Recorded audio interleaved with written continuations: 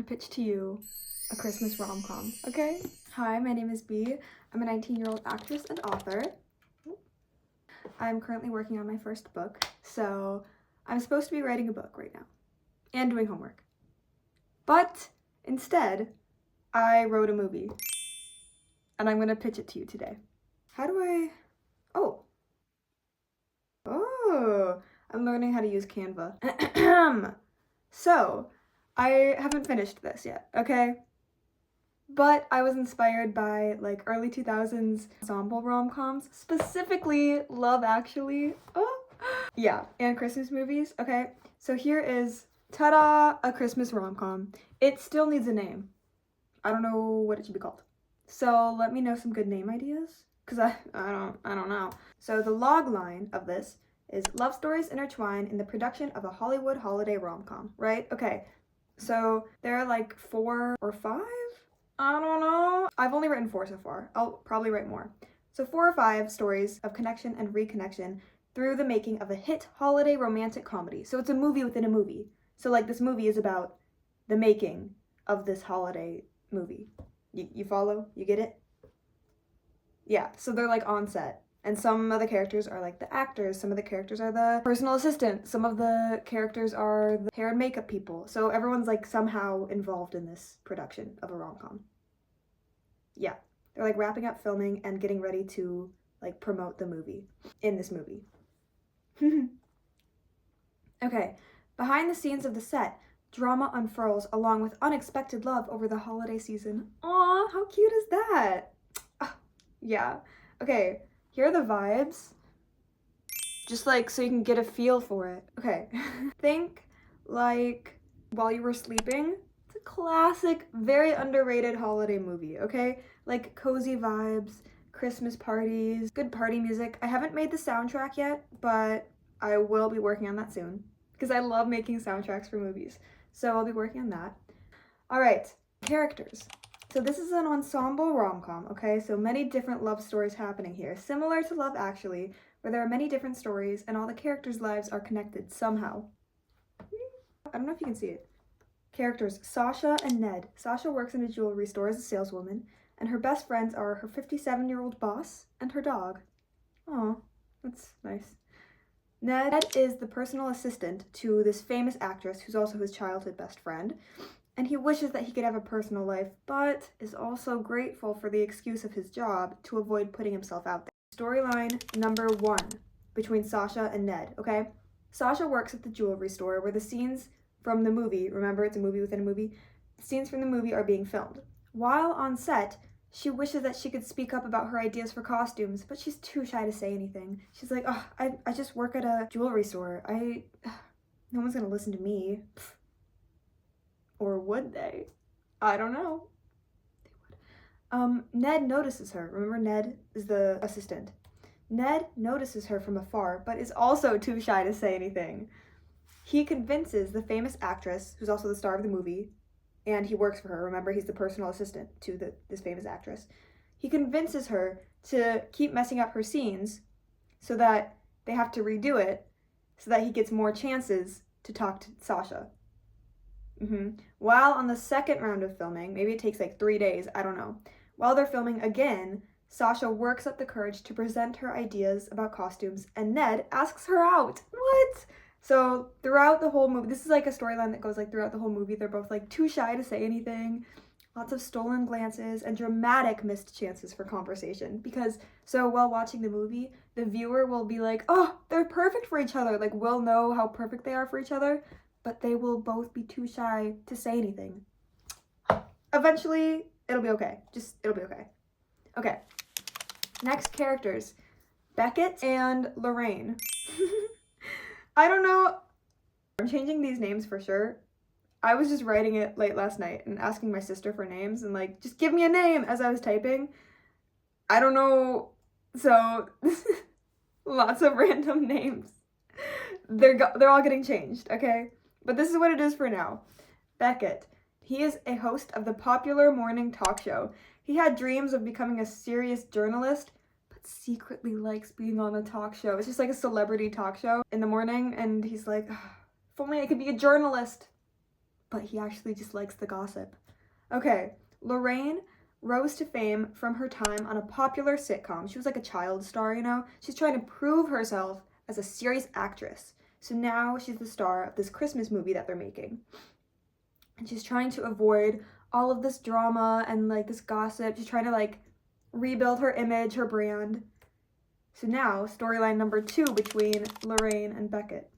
As the popular host of the morning talk show, Beckett wishes he worked as a serious journalist, but instead, his job is to get celebrities to share the tea.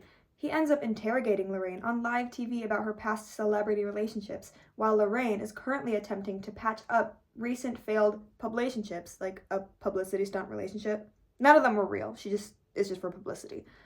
So she's currently attempting to patch up recent failed publicationships with her co-stars. After Lorraine talks badly about her holiday movie co-stars on the show, oops, Beckett gets a raise for getting the drama, and Lorraine's publicist makes her go on air again. The two begin to bond because Beckett's like, wait, what am I doing? I don't want to be a bad person. I don't want to make money from like ruining people's lives. And then she's like, wait, you're so right. Yeah, so then the two begin to bond after that, and then they like go Christmas tree shopping while running from the paparazzi because they're both famous. So, yeah. Okay, next characters. Oh wait, I gotta show you them. There they are. Okay, next characters. Steve and Carl. Again, the names, they're getting changed. Steve lives with his best friends at a retirement home. Okay, he's super popular. He hasn't spoken to his daughter in 11 years after a dramatic fight on Christmas Eve, and he loves chess. Classic Steve. Carl just moved into the city with his mom. He's kind of a troublemaker, but he has good intentions. He's just a silly kid, you know, trying his best. Here's the storyline between them. Steve is wildly popular at his retirement home, though he secretly still misses having a family around this time of year.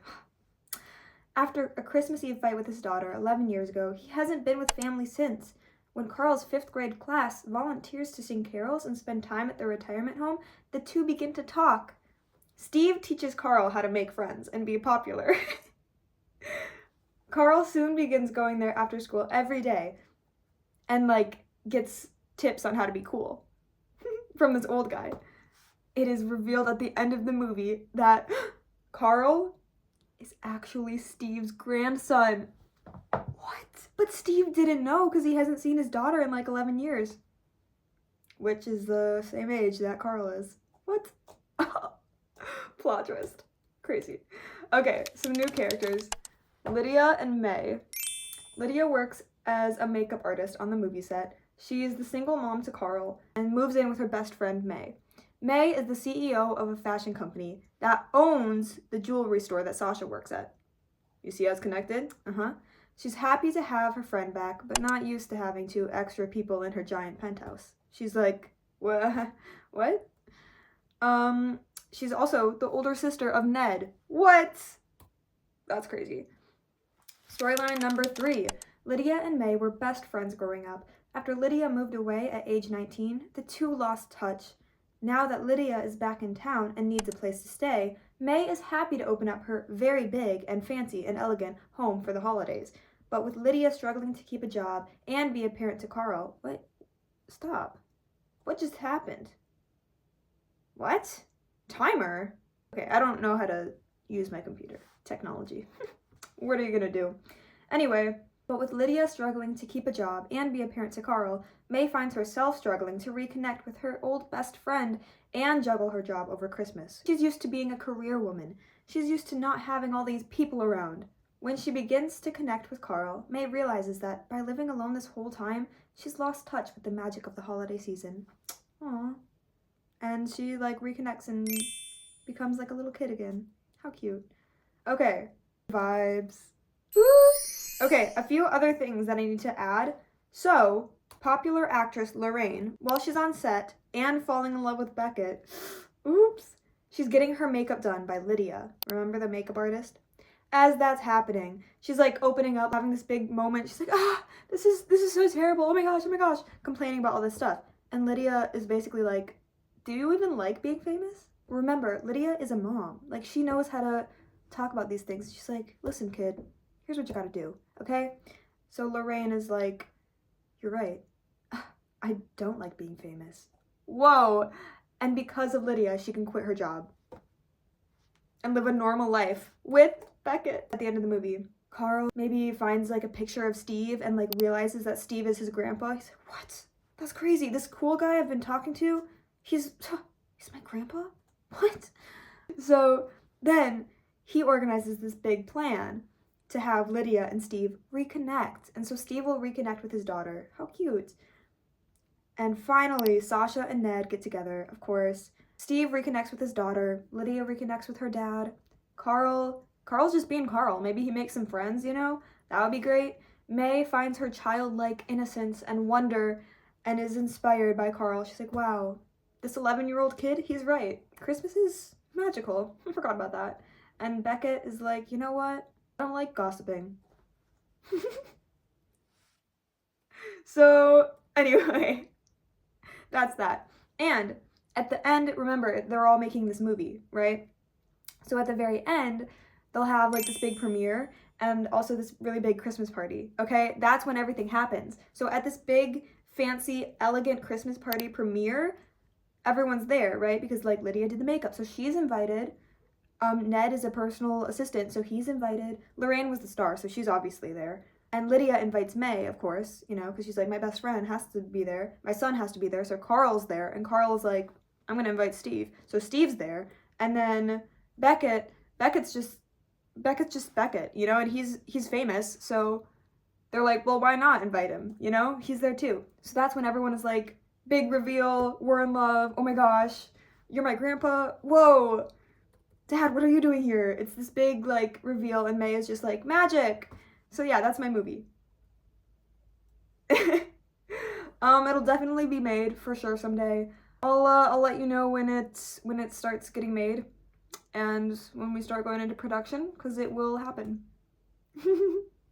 Okay, again, I still need to work on the soundtrack because that's essential. So that's my Christmas movie. Okay. Comment any songs that should be on there and what it should be called, because I don't know. Okay, bye.